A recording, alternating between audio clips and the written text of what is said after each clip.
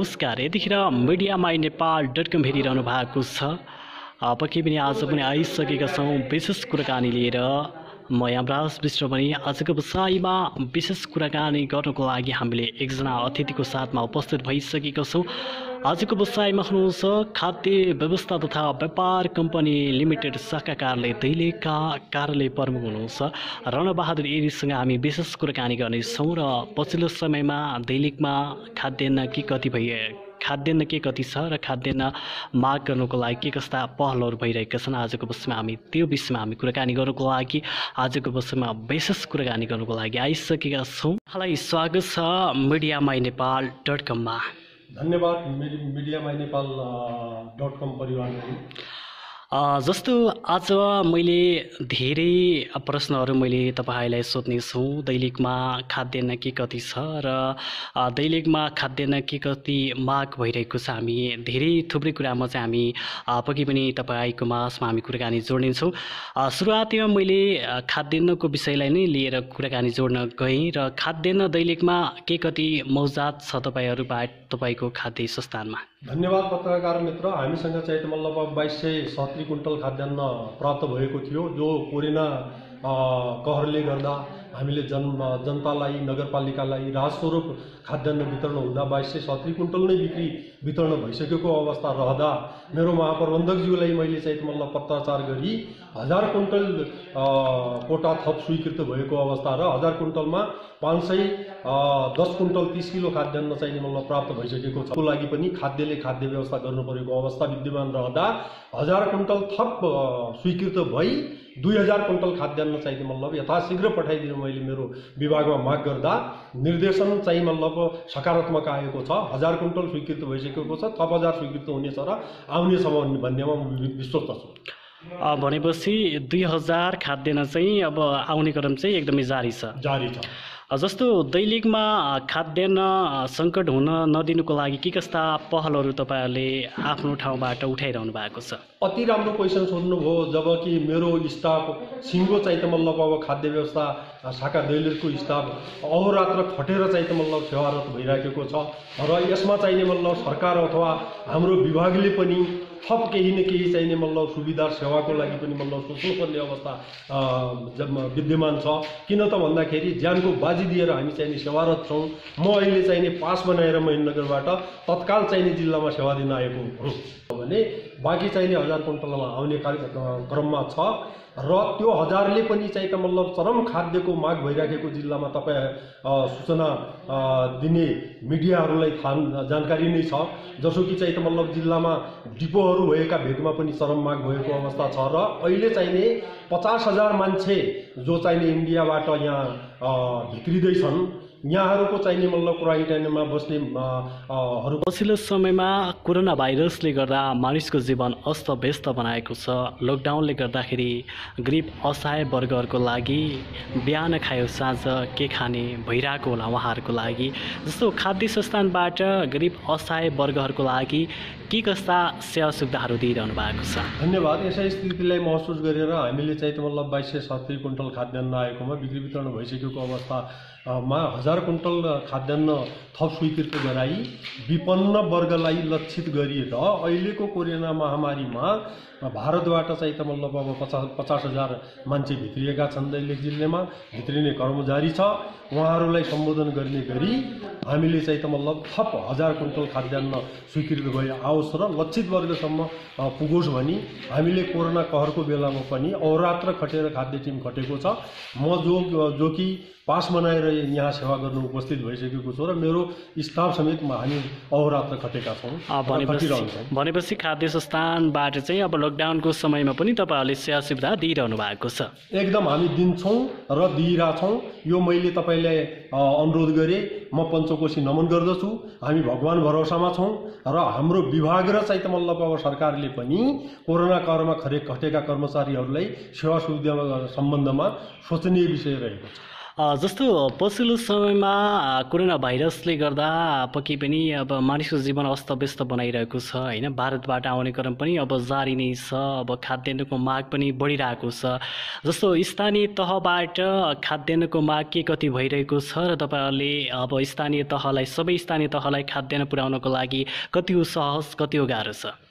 गाह्रो त गाह्रो अवस्था भइरहेछ, किनभनेपछि 11वटा गाउँपालिकाबाट चरम खाद्यको चाहिँ त मतलब माग भइरहेको अवस्था छ र यस अन्तर्गत अब शाखा अन्तर्गत 5वटा डिपोहरू पनि पर्दछन्, जुन डिपो स्वीकृतिको लागि हामीले पठाएका छौँ र डिपो पनि स्वीकृत हुनेछन् र स्वीकृत भई कर्मचारी खटी सेवा हुनेछ।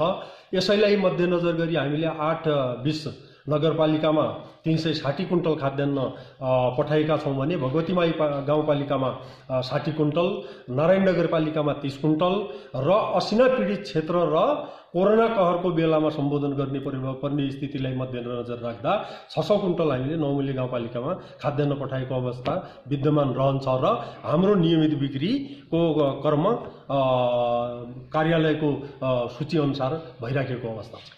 जस्तो लकडाउनको समयमा पनि तपाईँहरूले चाहिँ आफ्नो कार्यालयबाट सेवा सुविधाहरू पनि दिनुभयो भनेर चाहिँ विभिन्न सञ्चार माध्यमहरूमा पनि आइरहेको छ। लकडाउनको समयमा पक्कै पनि काम गर्नको लागि कतिको सहज, कति हो गाह्रो छ? अब अहिलेको परिस्थितिमा ज्यानको बाजी थापेर नै काम गरेको अवस्था विद्यमान रहन्छ। किन त भन्दा हामीले अब भगवान पञ्चकोशीमा नमन गर्दछु, कसैलाई चाहिँ नि यो दैलेखवासीलाई अथवा देशवासीलाई अथवा विश्ववासीलाई यो चाहिँ त मतलब पञ्चकोशीले यो कोरोना कहर नष्ट गरिदियोस् भन्ने आग्रह गर्दछु र उहाँमा विश्वस्त रहीमा हामीले सेवारत राखेको अवस्था छ। भनेपछि अब आफ्नो ठाउँबाट अवरत्न रूपमा खटेर काम गरिरहनु भएको छ।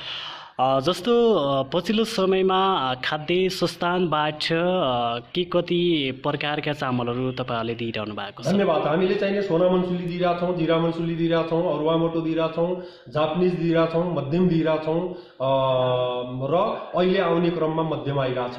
अनि अहिले जापानिज चामल मतलब बिक्री हुने क्रममा गइरहेछ र यो चाहिँ त मतलब अब रेटहरू पनि पारित होलान्। सबै जनताले सहज रूपमा चाहिने पाएको अवस्था छ। जनताको सेवाका लागि हामी अहोरात्र खट्नेछौँ। जनसमुदायको पनि हामीलाई आशीर्वाद रहन्छ भन्ने हामी महसुस गर्दछौँ। जस्तो लकडाउनको समयमा तपाईँहरूले चामलहरू रेटहरू चाहिँ के कसरी अब तपाईँहरूले दिइरहनु भएको छ? एकदम धन्यवाद। सारण्य क्वेसन सोध्नुभयो। जब चाहिने मतलब लागत मूल्य खाद्य संस्थानको राज्यको नीति अनुसार हामीले 10% छुटमा चामल उपलब्ध गराएका छौँ र सहज रूपले चाहिँ त मतलब चामल जनतालाई प्राप्त भएको छ। अहिले चाहिँ त मतलब 10% छुटमा चामल पाउँदा जनता चाहिने मतलब खुसी भएको अवस्था महसुस हुन गएको छ। जस्तो खाद्य संस्थानबाट विभिन्न किसिमका चामलहरू तपाईँहरूले वितरण गर्नुभएको छ।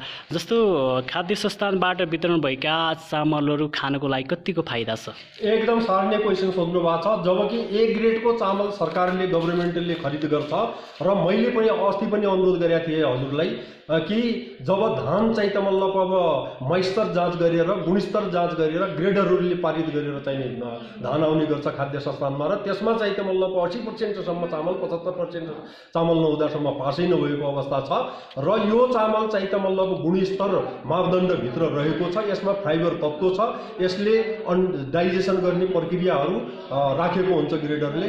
यो जनसमुदायमा पनि म आग्रह गर्दछु कि सरकारमाको जिम्मा लिएको गुणस्तरको चामल तपाईँ उपभोग गर्ने बानी बसाउनुहोस्। जस्तो केही समय पहिला अब जनताबाट अब दैलेख विभिन्न ठाउँहरूमा अब डिपो स्वीकृति गर्नुपर्छ भनेर चाहिँ आवाज पनि उठिरहेको थियो र निर्णय पनि भइरहेको थियो। केही समय पहिला विभिन्न सञ्चार माध्यमहरूमा चाहिँ अब समाचारहरू आइरहेको थियो। डिपोको कामहरू कहाँसम्म पुग्यो?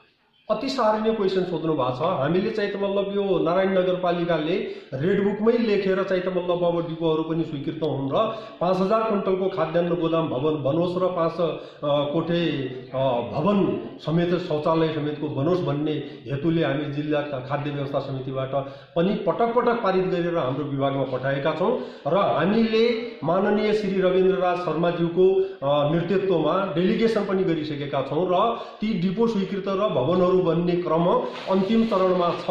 टिप्पणी उठी पास हुन्छ भन्ने चाहिँ पुरानो जिएम साहबबाट निर्देशन गएकोमा हाल जिएम साहब पाल्नु भएको थियो जिल्लामा, उहाँले पनि चाहिँ मतलब डिपोहरू स्वीकृत हुन्छन् भन्ने निर्देशन हुनुभएको छ। एकैचोटि स्वीकृत हुन नसकेमा पनि पालो पालो गरेर स्वीकृत गर्छौँ भन्ने भएको थियो। तर अहिले जिल्लामा खाद्यको चरम माग उठेको अवस्था छ र कोरोना महामारी जस्तो महामारी भित्रिँदा र अति विपन्न ठाउँमा दुर्गम ठाउँमा मात्र माग डिपो भएका हुनाले 5 डिपोहरू स्वीकृत तत्काल हुनेछन् भन्ने म तपाईको मिडिया मार्फत मेरो चाहिँ मतलब केन्द्रलाई र महाप्रबन्धकज्यूलाई, नायब महाप्रबन्धकज्यूलाई र विभागीय चिफहरूलाई आग्रह गर्दछु, यो स्वीकृत तत्काल हुनेछन् र जनताले तत्काल कर्मचारी घटी सेवा पाओस् भन्ने मेरो पनि अनुरोध आग्रह छ। जस्तो तपाईँहरूले आफ्नो ठाउँबाट चाहिँ अब डिपो स्वीकृतिको लागि आवाज उठाउनु भएको छ, सम्बन्धित निकायमा पनि तपाईँहरूले पक्कै पनि माथि तपाईँहरूले आवाज उठाइसक्नु भएको छ। माथिबाट के कस्तो पहल भइरहेको छ? माथिबाट पहल हुने कुरामा अहिले चाहिँ त मतलब कोरोना कहरले गर्दा मात्र होला त्यहाँ, नत्र बजेट चाहिँ विनियोजित गराउनु पहल हुने अर्थ मन्त्रालयमा र गोदाम भवन 5000 कुन्टलको बन्ने र 5 कोटे कार्यालय भवन पनि बन्ने भन्ने जो थियो त्यो पनि बन्ला र चाहिँ डिपो पनि स्वीकृत भएर आउलान् भन्ने पूर्ण आशामा छौँ। जो मन्त्रालयले हाम्रो विभागलाई दैलेखमा डिपो स्वीकृत गरिदिनु पनि मतलब चिठी लेखिसकेको अवस्था पनि मतलब छ र तत्काल चाहिँ माननीयजीहरूले पनि यो पहल गर्नुहुनेछ। जिल्लाका राजनीतिक नेताहरूले पनि र सम्बन्धित निकायले श्रीमान प्रमुख जिल्ला अधिकारीज्यू र समन्वयको प्रमुखज्यू जो हुनुहुन्छ हाम्रो खाद्यको चेयरपर्सन, उहाँबाट पनि यो आवाज उठाउनु नितान्त आवश्यक छ र डिपो त स्वीकृत हुनैपर्छ, जनताको माग सम्बोधन हुनैपर्छ। भनेपछि अब जस पहल भइरहेको छ, अब केही समयपछि चाहिँ डिपो चाहिँ अब स्वीकृति हुन्छ होला। जस्तो खाद्य संस्थानबाट वितरण भइरहेको चामलको गुणस्तर के कस्तो छ? त्यो पहिला पनि मैले अनुरोध गरेँ गर्नलाई, तर यो गुणस्तर प्रमाणित भएर मात्रै मतलब सरकारले खाद्यान्न बिक्री वितरण गर्ने हो र चाहिँ त मतलब यहाँ क्रेट सिस्टमले राखिन्छ र यस्तो क्रेट सिस्टमले बजारियाहरूलाई पनि मतलब राख्न म आग्रह र अनुरोध गर्न चाहन्छु। जब भुइँमा चामल रहन्छ भने मोइस्चर लिएर त्यो चामल चाहिने मतलब सेट हुन जान्छ। यो चाहिने मतलब अब बजारियामा सम्म पुगोस् र उपभोग गर्ने समुदायमा समेत मतलब यो मेरो अनुरोध पुगोस् भन्न चाहन्छु। जस्तो दैलेखको विभिन्न ठाउँमा असिना पीडितबाट किसानले लगाएको बाली नष्ट पनि पारेको छ हैन? तपाईहरुले त्यहाँ पनि सम्बोधन गरेर कि खाद्यान्न पठाउने कुरा पनि गर्नुभएको थियो। अहिलेसम्म खाद्यान्न कहाँ के कति पठाउनु भएको छ? धन्यवाद। यो त मैले पहिला पनि अनुरोध गरेँ। 600 कुन्टल हामीले मतलब असिना पीडित क्षेत्र नौमूल्यमा पठायौँ, 360 कुन्टल मतलब अब त्यो ठाटीका गाउँपालिकामा पठायौँ, 60 कुन्टल भगवतीमाईमा पठायौँ, 20 कुन्टल नारायण नगरपालिकामा गएको अवस्था छ, 30 कुन्टल नारायण नगरपालिकामा गएको अवस्था छ। भनेपछि नारायण नगरपालिका नौमूल्य गाउँपालिकामा चाहिँ तपाईँहरूले चाहिँ खाद्यान्न चाहिँ अब वितरण गरिसक्नु भएको छ। नारायण नगरपालिका, भगवती गाउँपालिका र नौमूल्य गाउँपालिका र नारायण नगरपालिका, 8 विस्कोट नगरपालिका। अन्त्यमा छौँ। यतिखेर मिडिया माइनेपाल.com हेरेर बस्नुहुने दर्शक श्रोतालाई के भन्न चाहनुहुन्छ? म उहाँलाई के आग्रह गर्न चाहन्छु भने नेपाल सरकारले जब चाहिने मतलब अब गुणस्तर प्रमाणित गरेर दिएका चिज छन् भने सो चिजमा चाहिँ त मतलब अब आफ्नो जिम्मा सरकारले लिएको हुन्छ र गुणस्तर पनि हुन्छ, हाइजेनिक पनि हुन्छ र फाइबर तत्त्व युक्त चाहिने मतलब खाद्यान्नहरू प्राप्त हुन्छन्। यहाँ उपभोग गर्ने बानी तपाईहरूको निरन्तर रहिराखोस्। जो खाद्यान्न सहुलियत स्वरूप राहत स्वरूप नेपाल सरकारले उपलब्ध गराएको हुन्छ, तपाईहरूलाई चाहिँ त मतलब अब बजारको भन्दा 10औं-20औं रुपियाँ तल चाहिने मतलब खाद्यान्न सहुलियत दर रेटमा उपलब्ध हुन्छ। तपाईहरू मतलब यहाँबाट उपभोग गर्नुहोस् भन्न चाहन्छु। भनेपछि जस खाद्य संस्थानबाट चाहिँ रेट चाहिँ माथिबाट नै तोकेर पठाएको हुन्छ? एकदम सरकारी रेट पठाएको हुन्छ। जनता चाहिने मतलब ठगी कालो बजारीमा पर्नबाट पनि यसबाट चाहिने मतलब बच्छ। हस् त, धन्यवाद।